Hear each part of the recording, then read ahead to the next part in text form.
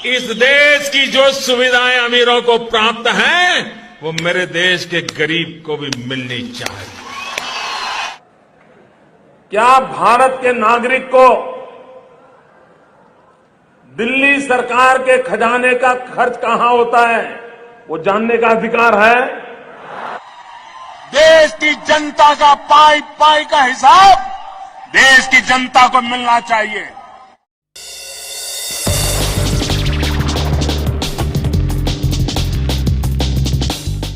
आदाब दोस्तों, आपके साथ मैं हूं आकिल रजा। आज जब मैं इस वीडियो को शूट कर रहा हूं तो सोच रहा हूं कि शुरुआत कहां से की जाए, आखिर कौन से मुद्दे से शुरुआत की जाए और किस किस तस्वीर का हवाला दिया जाए।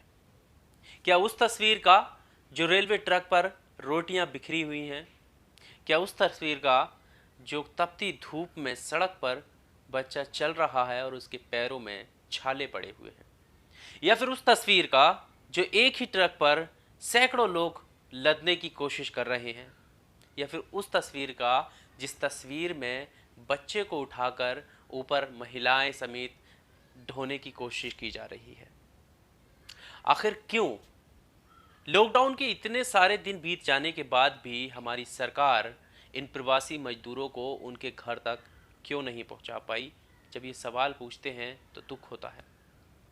क्या अब भी सवाल नहीं पूछा जाएगा? क्या अब भी हिंदू मुस्लिम पर डिबेट होगी? क्या अब भी तबलीगी जमात पर डिबेट होगी? क्या अब भी ये बताने की कोशिश की जाएगी कि इन मजदूरों को प्रवासी होने का सबसे बड़ा जिम्मेदार जो है वो मुस्लिम तबका है, वो तबलीगी तबका है?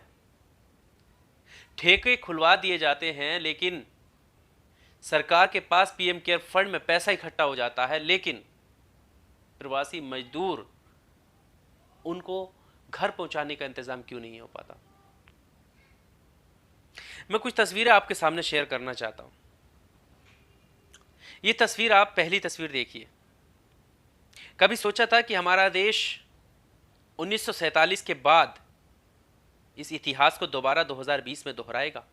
जब 1947 के हिस्ट्री को हम पढ़ते हैं, इतिहास को हम पढ़ते हैं, तो उसमें कुछ इस तरह की दुर्लभ तस्वीरें हमारे सामने आती हैं कि घोड़ा, गाड़ी, तांगा, सिर पर पोटली रखे एक जगह से दूसरी जगह को जाती हुई जनता पब्लिक जो है नजर आती है। लेकिन अब 2020 में ठीक वैसे ही ये पब्लिक जो है वो नजर आ रही है। आखिर क्यों? दूसरी तस्वीर, इस तस्वीर से ये देखा जा सकता है कि इस मजदूर के मन में क्या चल रहा है और चेहरे के एक्सप्रेशन बता रहे हैं कि उसे कितना दुख है। तीसरी तस्वीर, आखिर क्या कमी रह गई है? आखिर कैसे ये लोग अपने घर जाएं? महिलाएं, बच्चे, बूढ़े, बुजुर्ग सभी तो इसमें शामिल हैं।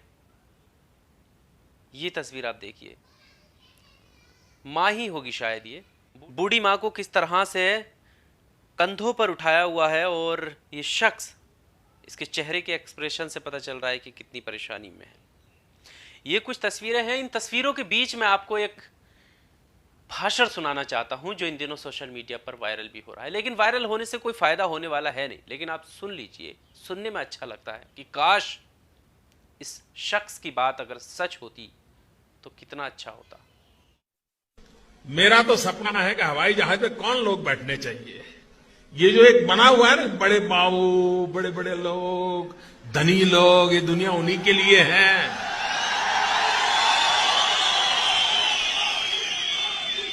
इस देश की जो सुविधाएं अमीरों को प्राप्त हैं, वो मेरे देश के गरीब को भी मिलनी चाहिए।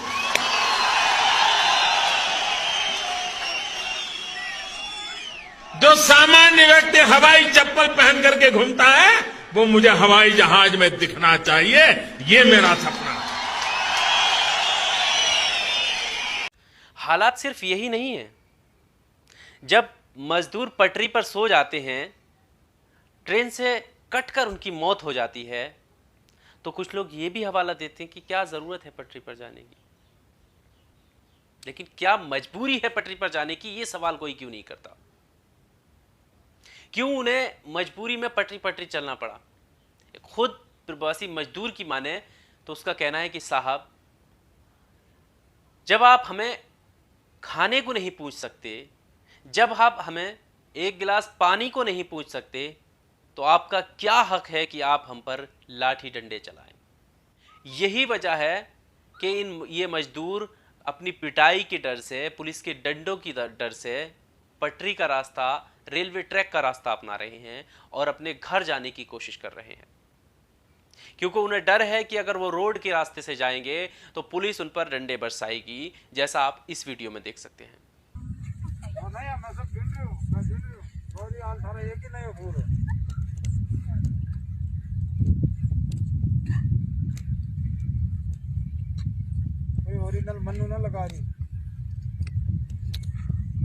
पूरी बेटन फिर उठनो है।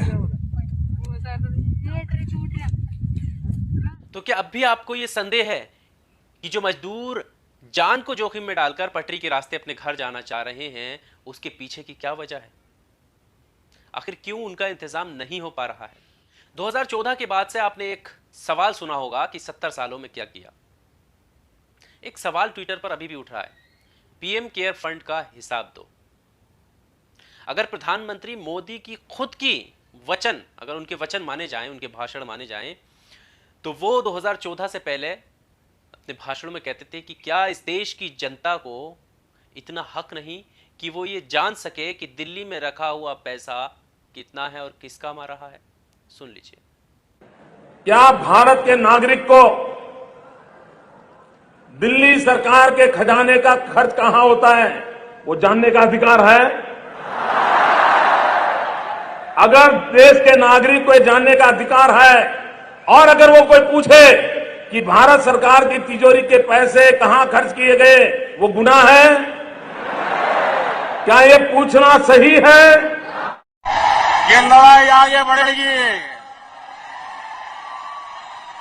देश की जनता का पाई पाई का हिसाब देश की जनता को मिलना चाहिए।